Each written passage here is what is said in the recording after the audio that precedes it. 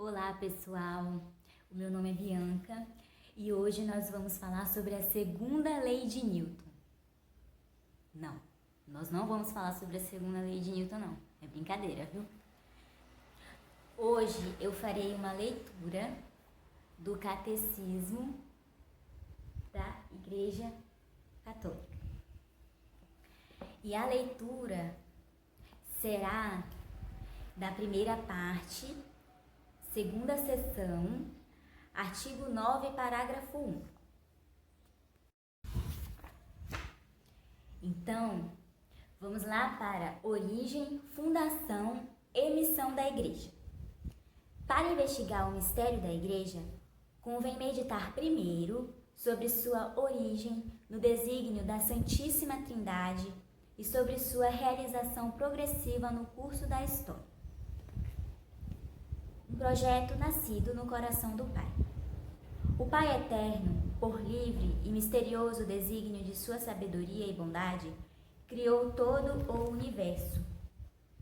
Decidiu elevar os homens à comunhão da vida divina, a qual chama todos os homens em seu Filho. Todos creem em Cristo. O Pai quis chamá-los a formarem a Santa Igreja. Esta família de Deus se constitui, se realiza gradualmente ao longo das etapas da história humana, segundo as disposições do Pai. Com efeito, desde a origem do mundo, a Igreja foi prefigurada, foi admiravelmente preparada na história do povo de Israel e na antiga aliança. Foi fundada nos últimos tempos, foi manifestada pela efusão do Espírito e no fim dos tempos será gloriosamente consumada. A Igreja prefigurada desde a origem do mundo. O mundo foi criado em vista da Igreja, diziam os cristãos dos primeiros tempos. Deus criou o mundo em vista da comunhão com sua vida divina. Comunhão esta que se realiza pela convocação dos homens em Cristo, e esta convocação é a Igreja.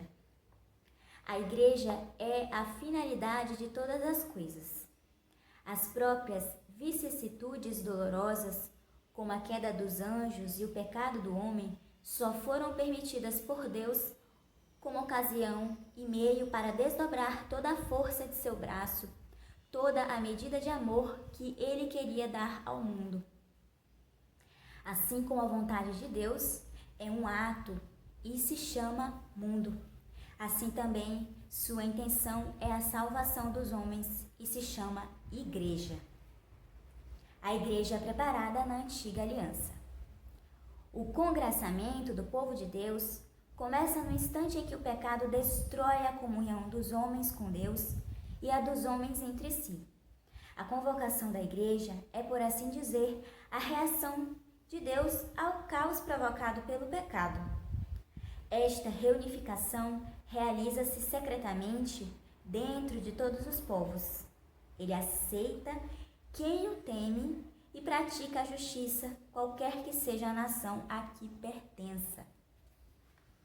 A preparação longínqua da reunião do povo de Deus começa com a vocação de Abraão, a quem Deus promete que será o pai de um grande povo. A preparação imediata tem início com a eleição de Israel como povo de Deus. Por sua eleição, Israel deve ser o sinal do congraçamento futuro de todas as nações. No entanto, já os profetas acusam Israel de ter rompido a aliança e de se ter comportado como uma prostituta. Anunciam uma nova e eterna aliança. Esta aliança nova, Cristo a instituiu. A Igreja instituída por Cristo Jesus. Cabe ao Filho realizar na plenitude dos tempos o plano de salvação de seu Pai. Este é o motivo de sua missão. O Senhor Jesus iniciou sua Igreja pregando a Boa Nova, isto é, o advento do reino de Deus prometido nas Escrituras havia séculos. Para cumprir a vontade do Pai, Cristo inaugurou o reino dos céus na terra. A igreja é o reino de Cristo, já misteriosamente presente. Este reino manifesta-se lucidamente aos homens na palavra, nas obras e na presença de Cristo. Acolher a palavra de Jesus é acolher o próprio reino. A semente e o começo do reino são o pequeno rebanho, dos que Jesus veio convocar em torno de si, dos quais ele mesmo é o pastor. Eles constituem a verdadeira família de Jesus. Aos que assim reuniu em torno dele, ensinou uma maneira de agir nova e também uma oração própria. O Senhor Jesus dotou sua comunidade de uma estrutura que permanecerá até a plena consumação do reino. Há, antes de tudo, a escolha dos 12, com Pedro como seu chefe, representando as 12 tribos de Israel. Eles são as pedras de fundação da Nova Jerusalém. Os 12 e os outros discípulos participam da missão de Cristo, de seu poder, mas também de sua sorte. Por meio de todos esses atos, Cristo prepara e constrói sua igreja.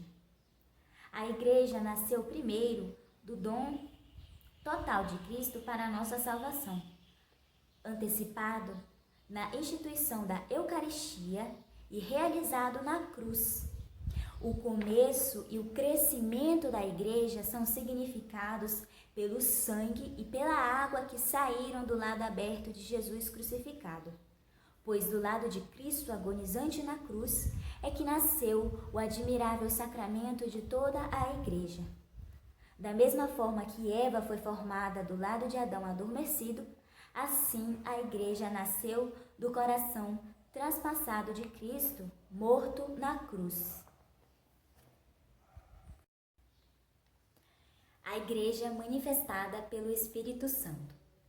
Terminada a obra que o Pai havia confiado ao Filho para realizar na terra, foi enviado o Espírito Santo no dia de Pentecostes para santificar a igreja permanentemente.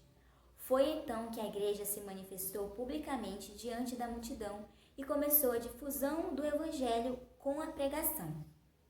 Por ser convocação de todos os homens para a salvação, a igreja é, por sua própria natureza, missionária enviada por Cristo a todos os povos para fazer deles discípulos. Para realizar sua missão, o Espírito Santo dota e dirige a igreja mediante os diversos dons hierárquicos e carismáticos. Por isso, a igreja, enriquecida com os dons de seu fundador e empenhando-se em observar fielmente seus preceitos de caridade, humildade e abnegação, recebeu a missão de anunciar o reino de Cristo e de Deus e de estabelecê-lo em todos os povos. Deste reino, ela constitui na terra a semente e o início.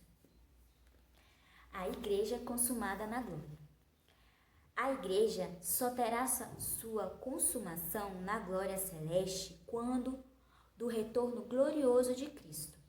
Até aquele dia, a igreja avança em sua peregrinação por meio das perseguições do mundo e das consolações de Deus. Aqui na terra, sente-se em exílio, longe do Senhor, e aspira ao advento pleno do reino, a hora em que ela será na glória reunida a seu reino. A consumação da igreja, e por meio dela a do mundo na glória, não acontecerá sem grandes provações. Só então todos os justos, desde Adão, de Abel, o justo até o último eleito, serão congregados junto do Pai na Igreja Universal. O mistério da Igreja. A Igreja está na história, mas ao mesmo tempo a transcende. Unicamente com os olhos da fé. Se pode enxergar em sua realidade visível uma realidade simultaneamente espiritual, portadora de vida divina. A igreja, ao mesmo tempo visível e espiritual. O mediador único, Cristo, constitui e incessantemente sustenta aqui na terra sua santa igreja, comunidade de fé, esperança e caridade, como um todo visível, difunde a verdade e a graça a todos. A Igreja é, ao mesmo tempo, sociedade provida de órgãos hierárquicos e corpo místico de Cristo, assembleia visível e comunidade espiritual, igreja terrestre e igreja enriquecida de bens celestes. Essas dimensões constituem uma só realidade complexa em que se funde o elemento divino e o elemento humano. A Igreja caracteriza-se por ser humana e ao mesmo tempo divina, visível, mas dotada de dons invisíveis, fervorosa na ação e devotada à contemplação, presente no mundo e, no entanto, peregrina. Tudo isso de modo que nela tudo que é humano se ordene ao divino e a ela se subordine, o visível ao invisível, a ação à contemplação, a realidade presente à cidade futura para a qual caminhamos. Ó humildade, ó sublimidade, tabernáculo de Cedar e santuário de Deus, morada terrestre e palácio celeste, casa de barro e sala régia, corpo de morte e templo de luz, desprezo para os soberbos e esposa de Cristo. És morena, és formosa, ó filha de Jerusalém, ainda que desfigurada pelo labor e pela dor do longo exílio, a beleza celeste te enfeita. A Igreja, mistério da união dos homens com Deus. É na Igreja que Cristo realiza e revela seu próprio mistério, como a meta do desígnio de Deus, reencabeçar tudo em Cristo. São Paulo diz: este mistério é grande, referindo-se à união esponsal entre Cristo e a Igreja. Por estar ela unida a Cristo como a seu esposo, a própria Igreja também se torna mistério. Contemplando nela o mistério, São Paulo exclama: Cristo no meio de vós, a esperança da glória. Na Igreja, esta comunhão dos homens com Deus, pelo amor, jamais acabará. É a finalidade para a qual se volta tudo que nela é mediação sacramental ligada ao mundo presente que passa. Sua estrutura ordena-se integralmente à santidade dos membros do corpo místico de Cristo. A santidade é medida segundo o grande mistério em que a esposa responde com o dom do amor ao dom do esposo. Maria nos precede a todos na santidade, que é o mistério da Igreja, como a esposa sem mancha nem ruga. Por isso, a dimensão marial da Igreja antecede sua dimensão petrina. A Igreja, sacramento universal da salvação. A Igreja é em Cristo como que o sacramento ou o sinal e instrumento da íntima união com Deus e da unidade de todo o gênero humano. Ser o sacramento da união íntima dos homens com Deus é o primeiro objetivo da Igreja, visto que a comunhão entre os homens está enraizada na união com Deus. A Igreja é também o sacramento da unidade do gênero humano. Nela, esta unidade já começou, pois ela congrega homens de todas as nações, tribos, povos e línguas. Ao mesmo tempo, a Igreja é sinal e instrumento da plena realização desta unidade que ainda deve vir. Como sacramento, a Igreja é instrumento de Cristo. Nas mãos dele, ela é o instrumento da redenção de todos os homens. O sacramento universal da salvação, pelo qual Cristo manifesta e atualiza o amor de Deus pelos homens. Ela é o projeto visível do amor de Deus pela humanidade, que quer que o gênero humano inteiro constitua o único povo de Deus, se congregue no único corpo de Cristo, seja construído no único templo do Espírito Santo. Resumindo, a palavra igreja significa convocação, designa a assembleia daqueles que a palavra de Deus convoca para formarem o povo de Deus e que, alimentados pelo corpo de Cristo, tornam-se corpo de Cristo. A Igreja é, ao mesmo tempo, caminho e finalidade do desígnio de Deus, prefigurada na criação, preparada na antiga aliança, fundada pelas palavras e atos de Jesus Cristo, realizada por sua cruz redentora e por sua ressurreição. Ela é manifestada como mistério de salvação pela efusão do Espírito Santo. Será consumada na glória do céu como a assembleia de todos os resgatados da terra. A igreja é, ao mesmo tempo, visível e espiritual, sociedade hierárquica e corpo místico de Cristo. Ela é una, formada de um elemento humano e um elemento divino. Somente a fé pode acolher este mistério. A igreja é, no mundo presente, o sacramento da salvação, o sinal e o instrumento da comunhão de Deus e dos homens. Bom, então, por enquanto, a leitura termina por aqui. Este livro é pesado, gente, sério.